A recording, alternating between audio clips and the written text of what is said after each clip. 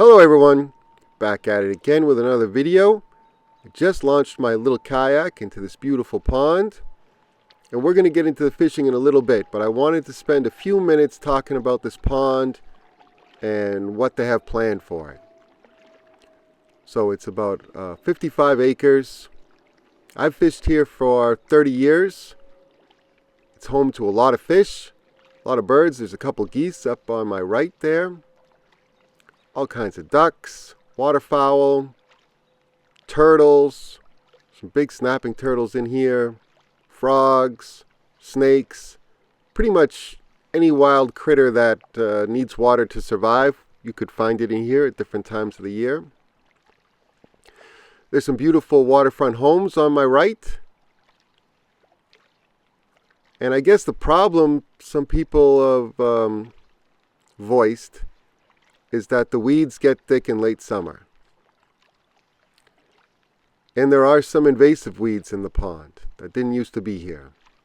Now, as long as I've been fishing it, which is 30 years, there's always been some weeds. I will say they have gotten thicker over time, but there's no problem paddling this time of year. I mean, if this pond was in the south, they would say it was pretty much weed-free. So there's been a couple of proposals how to deal with this, what I would call minor recreational impact. I think some people think it's a major recreational impact, but we'll move past that. So one idea was to dredge the pond, and they put out a bid for it. And they got one bid back, and it was 3 times the money that they had allocated to dredge. Okay, that's not going to work. The math says that's not going to work. The second idea was just to leave it alone, which would be my preferred option. And the third idea would be to blow up a brand new dam and spillway that they just installed, I would say about 10 years ago. It's beautiful. One of the reasons for that is, or they claimed, was that it's costly to have dam inspections every year.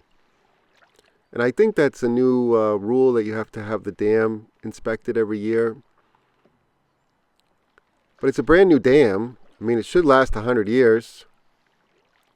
They put in a brand new park on the right. You can see it now coming into view on my right. That used to be a house lot with 7 extra house lots owned by an elderly couple. They were very nice.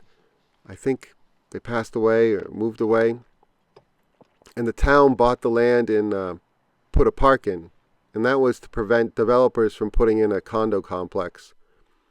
So here you can see a little excerpt I clipped about the dredging.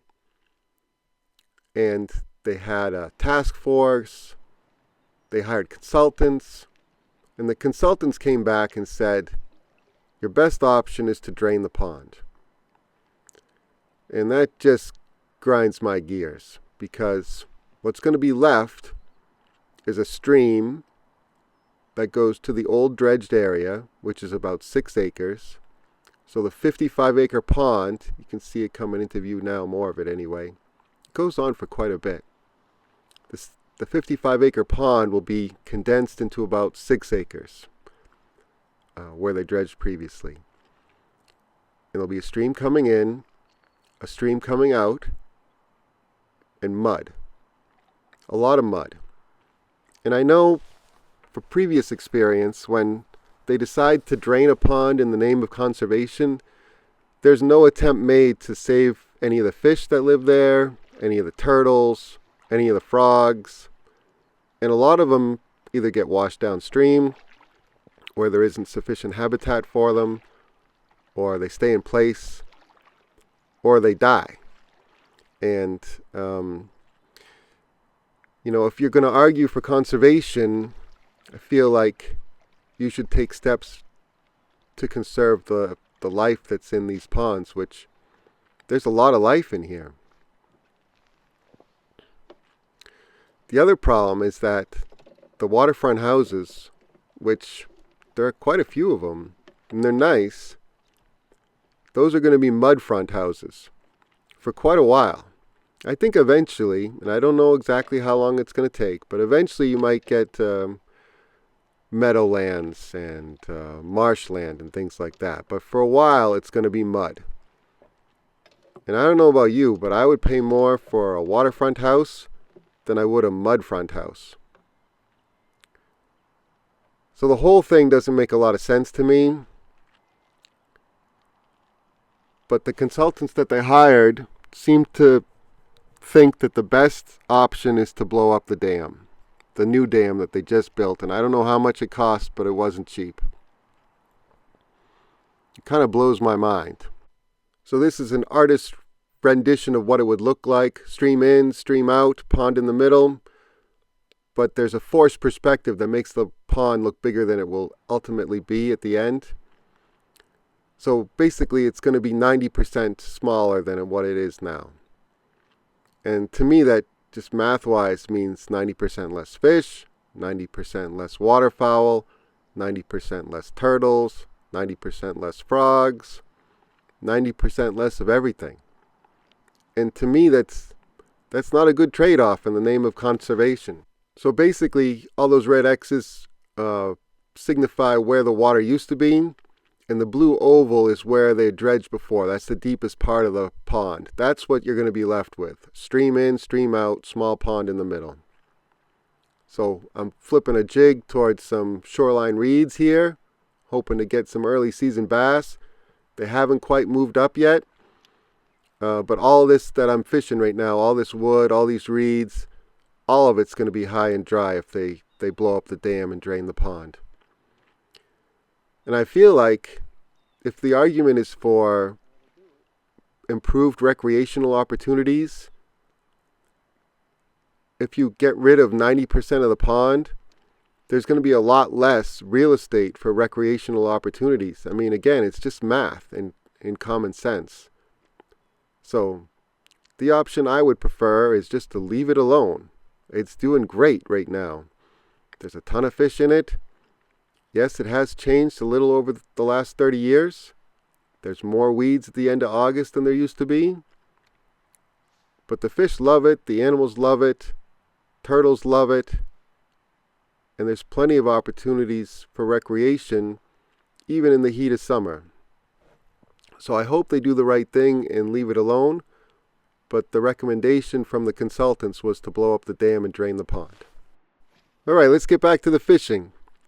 So I checked shallow with the jig. Nobody was home. So I'm going to spin that kayak around and fish offshore. I've got a little Ned rig on. It's a finesse TRD in a natural color. I think it's called Gobi Bryant. I cut it down just a little bit.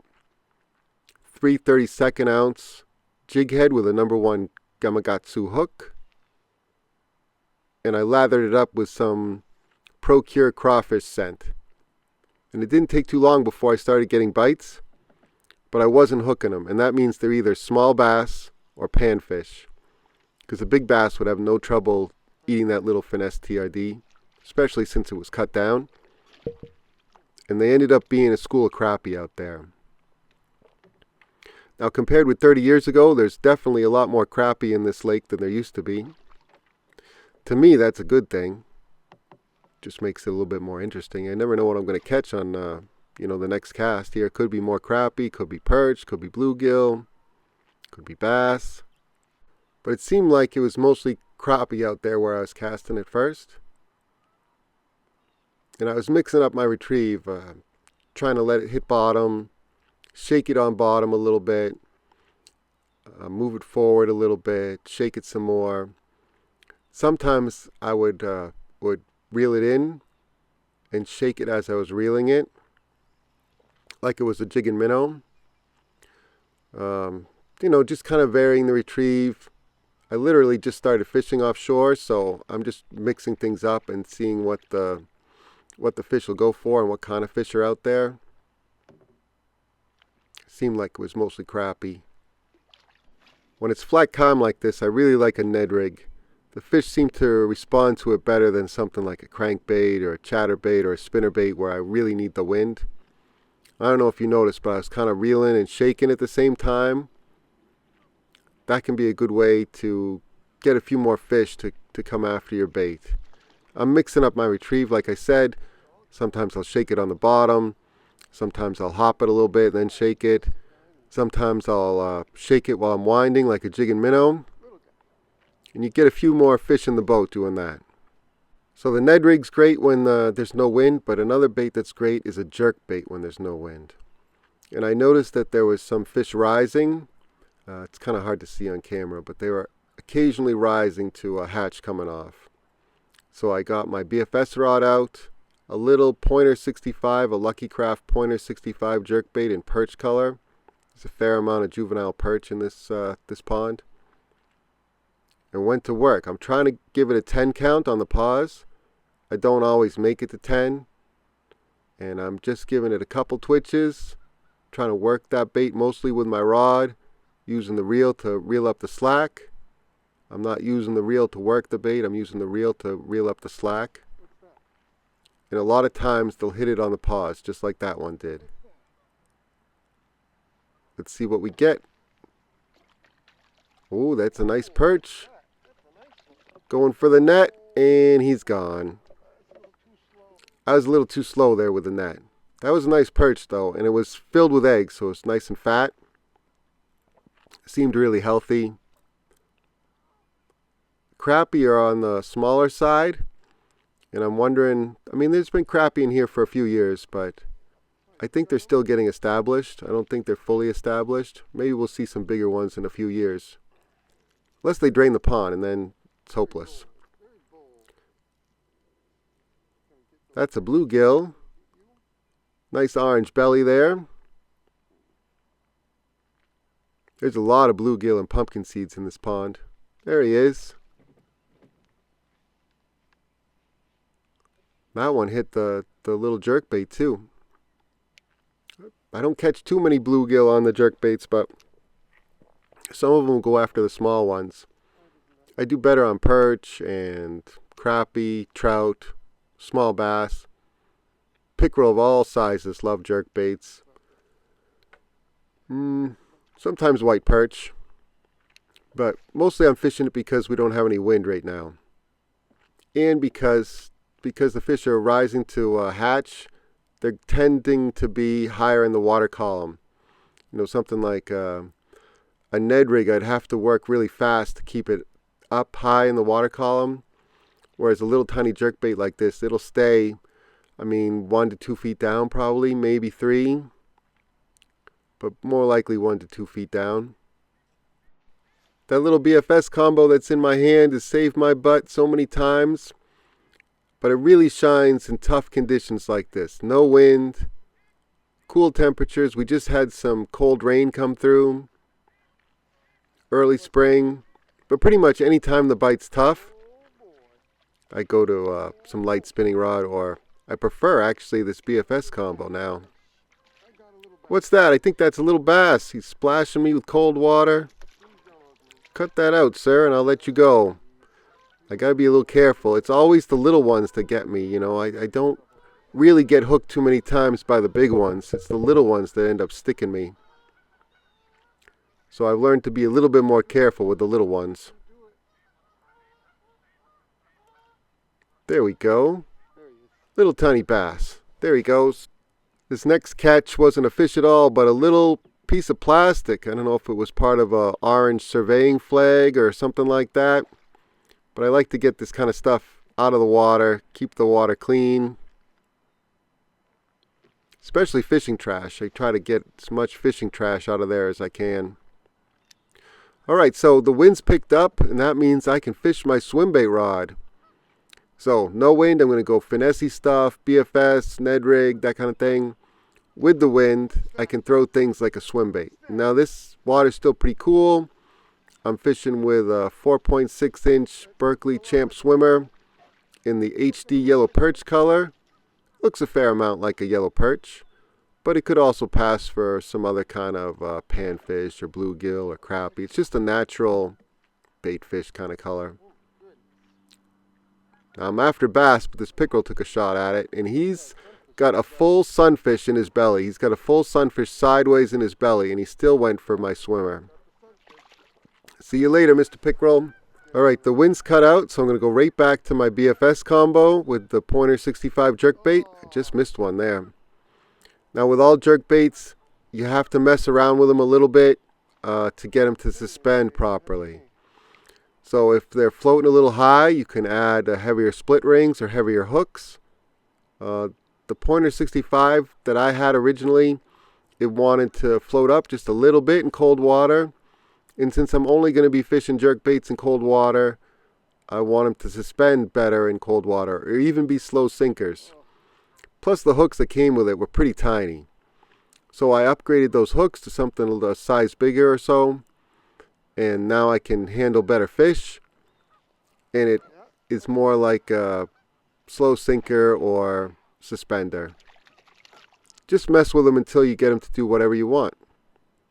And for me, in cold water, cool water, it's perfectly suspend or slow sink. I do not want them to float at all. What's that? That's another crappie. There he is. I thought that little perch would make a good meal. Should say that this is kind of a plan B for me. I was going to fish somewhere else with warmer water. But traffic through Boston was pretty bad, so I decided to bail and fish instead of sitting in traffic for another half hour. That's how I ended up here. So I'm just kind of scrambling and fishing with what I had in the truck. And it's actually working out pretty well.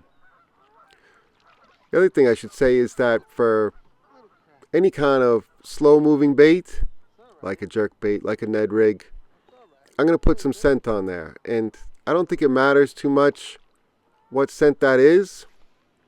You know, it could be Smelly Jelly, it could be Procure, it could be Berkeley Power Bait scent. Whatever you like and have faith in, that's what you should use. But I do like a little bit of scent on slow-moving baits. And then, you know, conversely, fast-moving baits like, say, top water, where the fish don't have a lot of time to be sniffing the bait or smelling it, I don't use any scent on those. So fast-moving baits, no scent. Slow-moving baits, I always put some scent on there. And I think it helps. Got another little bass. These are always the ones that give me trouble too. So I'm being a little bit careful with the unhooking process. And if he's hooked badly, I'll get my forceps out, but usually I can just pop him off. There he is. And there he goes. Another thing that helps my fishing this time of year is fingerless fleece gloves. These are a lifesaver. I've got 2 pairs of them. If the first pair gets wet, I just put on the second pair. And they're good down to about 35 degrees if there's no wind or very light wind. It's probably high 40s right now. And you get all that fingertip dexterity because your fingers are free. You can feel everything. You can push buttons. You can turn knobs. But, you know, I don't know what, 90% of your hand is still covered in fleece, so you stay pretty warm. Got another black crappie on the little jerkbait. They love that little thing. There he is.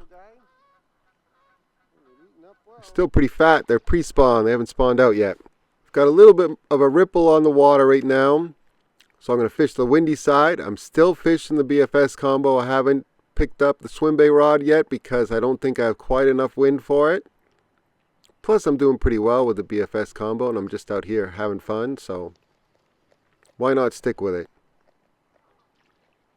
What's this? I think a bluegill swiped at it. I had him by the tail hook. And then the belly hook stuck him mid-fight. Now I think for this particular situation I'm going to get my forceps out so I don't get stuck. At least to start. Get that belly treble out of the way. And then I can work on the head part or the mouth part. And there he is. And there he goes. This next catch was kind of fortunate, I'd say. I was messing around with my reel because it was giving me some trouble. And watch what happens. See that? Let's watch it again. The bait's just hanging there in the water. Crappie comes up and drills it. I don't even know if that should count. I didn't really have much to do with that fish catch. I guess I did lift up on him when I realized what was going on, but that was kind of a lucky catch. I didn't think that was pretty much a topwater bite. I was kind of surprised they would go for that this time of year, but I mean, he was right next to the boat too. There he is. Thanks for playing, Mr. Crappie. As soon as I picked up my swim bait rod to take a few casts, the wind seemed to cut out. But I'm kind of committed at this point, so big long cast with a swim bait, and I'm slow rolling it through old weeds, old underwater weeds. The gear ratio is all wrong for this, but I'm trying to make it work. Basically, you just have to find the right speed to stay above the old weeds and not go any faster. Just a slow roll. Slow as you can stand it, really. Slow as you can stand it and not catch weeds or any other stuff down there. And I got another pickerel. I'm going to take off my fleece gloves to avoid getting slime all over them. I'm really trying to catch bass with that swim bait. Not so much the picks, but the picks like it too. Thanks for playing, you slimy little thing. We had some rain showers catch up to me, and the wind cut out again. So you know what I'm going to do. I'm going to pick up that BFS combo. That reel was giving me a little bit of trouble on this trip. I don't know if I just needed to oil it, or maybe the rain, or maybe there was a little something stuck in there. But basically there's more spool tension at first during the cast than there ought to be. And so some of my casts weren't really going very far at all. And then something would happen mid-cast, it would free up and then keep going. So when I got home, I oiled up that reel, and we'll see if it happens next time. It didn't happen every cast. You know, in the early part of the trip, it was fine. It was just kind of mid-trip, I guess, or later in the trip, it started to act up. Nice crappie there in the rain. I can't film too much in the rain. You know, my camera setup isn't completely waterproof. So a little light drizzle is okay, but if the rain picks up, I have to cut the camera off. You can see the rain's eased off just a little bit here, but it's still kind of drizzling. You can see the little droplets fall on different parts of the pond. We still have no wind where I'm fishing, so BFS combo with the Lucky Craft Pointer 65 and perch. I think it's called Northern Yellow Perch. I got my fleece gloves underneath my leg to stay dry in the rain. Once it quits raining, I'll dry off my hands and put those fleece gloves back on. And the retrieve is just twitch, twitch, pause, and usually they hit it on the pause. So you got to pay attention as soon as you feel them suck it in, or you feel anything different really. If you feel a bump or a twitch or line go dead slack. Crappie are notorious for this. They lift bite it, so they hit it going up, and your line will just get a little bit extra slack than it shouldn't have in it. So anything you feel different, just set the hook. There he is. The rain has slacked off a little bit. I still got my hood up. Got a little bit of wind coming in, post front, I guess. But what hasn't slacked off is the crappie bite. They were loving that little Pointer 65. And you know, you could use a bunch of different jerk baits for this, a bunch of small jerk baits. I just think the Lucky Craft stuff is pretty well refined. And I've got that bait dialed in the way I want, so it suspends or slow sinks. And I mean super slow sink. So I just have confidence in it. There's a bunch of small jerk baits on the market that'll work great for this technique. You don't have to use the Lucky Craft Pointer 65, although I like that one very much. The trick with all of them, though, is just to test them out by the boat. That one almost got me with the hooks. You gotta be careful with those little ones. Anyway, you put them next to the boat, you give them a few twitches, and if they float up, you know you need to make some changes or put on a different one. Mess with those split rings or hooks. You can go up to a heavier gauge if you have to.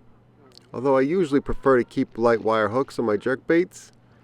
And the reason for that is that most of the time in cool water, the fish are kind of lethargic and they will not chase a bait up. So you want to give them the best opportunity you can to eat that bait, and that means either perfectly suspending neutrally in the water or super slow sink. So if the bait is rising away from the fish, generally they will not chase it. Now that I had that one that hit right next to the boat on top. Some of these fish are rising to flies.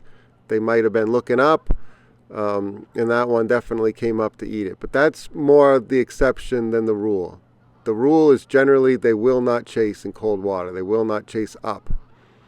They will chase in the same plane, I guess, but not up. All right, I had a good day out here. Worked out pretty well for plan B. Thank you all for watching. Just like all my other videos, I'll put all the gear, rods, reels, line, fishing lures, scent, all that good stuff in the video description. So you can duplicate what I was doing out here today, wherever you might be fishing across the country or across the world. I'll catch you on the next one, and hopefully they won't drain this lake so I can come fish it again. All right, see ya!